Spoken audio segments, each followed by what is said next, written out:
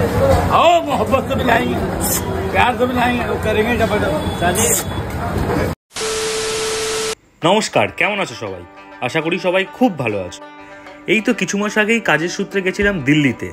রাজধানীতে গিয়ে যদি পুরনো দিল্লির খাবার চেখে না দেখি তবে কি চলে? একদম না। তাই একদিন ফাঁকা সময় পেতেই চলে গেছিলাম জামা মসজিদ এলাকায়। এখানের খাবার তো ওয়ার্ল্ড ফেমাস, খাবার তো খাবই, কিন্তু তার আগে আমরা ঠিক করেছিলাম জামা মসজিদ ঘুরে দেখব। আমরা মিনা বাজারের গেট থেকে ঢুকেছিলাম। হ্যাঁ, এই সেই আকবরের তৈরি মিনা বাজার, যা তৎকালীন সময় পুরোটাই ছিল মহিলাদের দ্বারা পরিচালিত।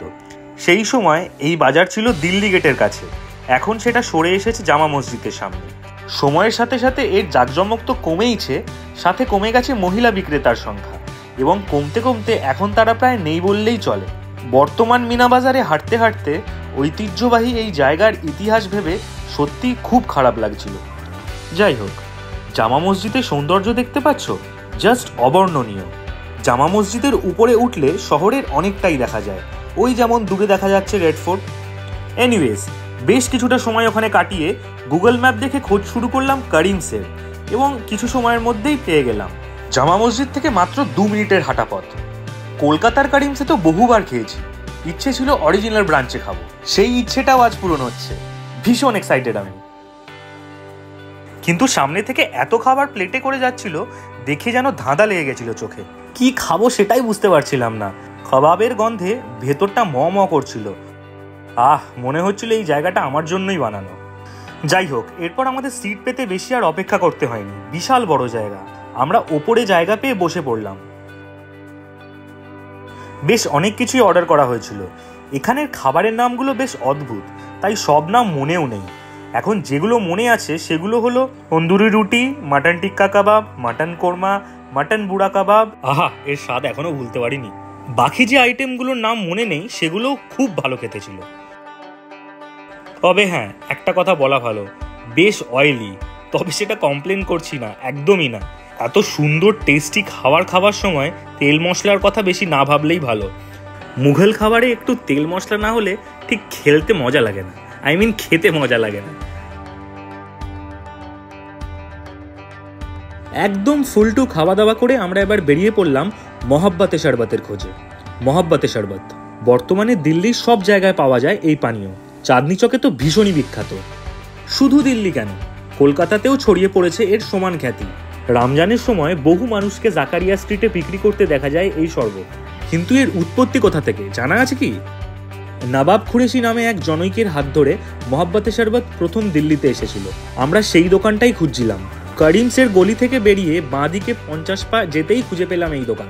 25 বছর আগে দিল্লির রাস্তায় তরমুজ বিক্রি করাকালীন নবাব কুরেশির মাথায় আসে এক বুদ্ধি, গোটা তরমুজ কেন, যদি তরমুজের শরবতই একটু অন্যরকম ভাবে বিক্রি করা যায় তাহলে কেমন হয়। সেই ভাবনা থেকেই তরমুজের সাথে দুধ ও নানান রকম উপকরণ মিশিয়ে তৈরি করে ফেললেন এই স্পেশাল শরবত।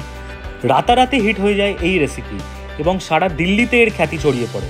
বর্তমানে ওনার দোকানের নামে দিল্লিতে প্রচুর ভুয়ো দোকান রয়েছে, তাই ভুয়ো দোকান হইতে সাবধান। মন থেকে বলছি, খেতে অসম্ভব ভালো ছিল। যদিও এত ভালো ভালো ইনগ্রিডিয়েন্টস দিলে যে কোনো খাবারই ভালো হয় খেতে।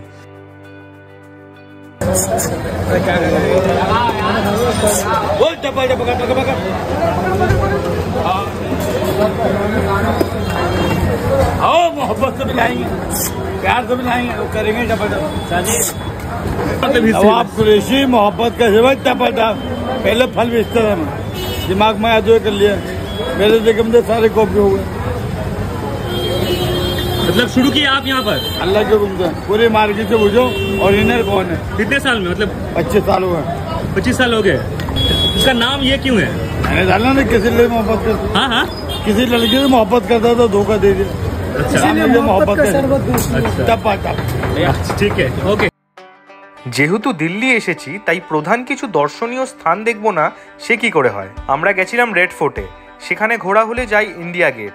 ওয়েদারটা দারুণ ছিল, খুব উপভোগ্য লাগছিল পুরো পরিবেশ। এছাড়াও আমরা গেছিলাম রাষ্ট্রপতি ভবন, কুতুব মিনার। কুতুব মিনারে গেলে আমি অবশ্যই একজন গাইড রাখতে বলবো, সুবিধে হবে। সব মিলিয়ে কাজের ফাঁকে এই একদিন দিল্লি শহরের যতটা সম্ভব ছুঁয়ে এসেছি। কেমন লাগলো অবশ্যই জানিও আজকের ভিডিওটা ভালো লাগলে অবশ্যই একটা লাইক করে দিয়ে যেও এবং শেয়ার করতে ভুলো না। এবং তোমরা কারা অরিজিনাল কারিমসে খেয়েছো অবশ্যই নিচে কমেন্ট করে জানিও। দেখা হচ্ছে আবার পরের ভিডিওতে। টাটা।